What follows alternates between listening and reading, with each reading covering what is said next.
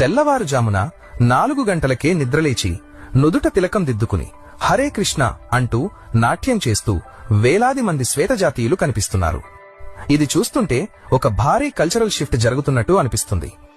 ఇక్కడ ఎవరూ వచ్చి వారిని మతం మారమని బలవంతం చేయడం లేదు, ఎవరూ డబ్బులు ఇవ్వడం లేదు. అయినా సరే వారు వేల కిలోమీటర్ల దూరంలో ఉన్న భరతఖండపు ఆచారాల కోసం ఎందుకు పరితపిస్తున్నారు? ఎందుకంటే వారు వెతుకుతున్న శాంతి వారికి ఇందులో దొరుకుతోంది. యూరోపియన్లకు హిందూ మతంలోని ఏకం సత్ విప్రా బహుదా వదంతి అనే సూత్రం నచ్చుతోంది. మన కష్ట సుఖాలకు మనమే బాధ్యులం అనే కర్మ సిద్ధాంతం వారిని తార్కికంగా ఆలోచింపజేస్తోంది. అందరిలోనూ దైవం ఉన్నాడు అనే భావన యూరోపియన్లను ఆకట్టుకుంటోంది. లండన్, పారిస్, హంగేరి వంటి చోట్ల వేలాది మంది స్థానికులు కృష్ణ భక్తులుగా మారుతున్నారు.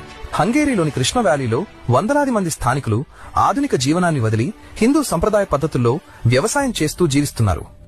జర్మనీ వంటి దేశాల్లోని విశ్వవిద్యాలయాలలో సంస్కృతంపై పరిశోధనలు అధికంగా జరుగుతున్నాయి.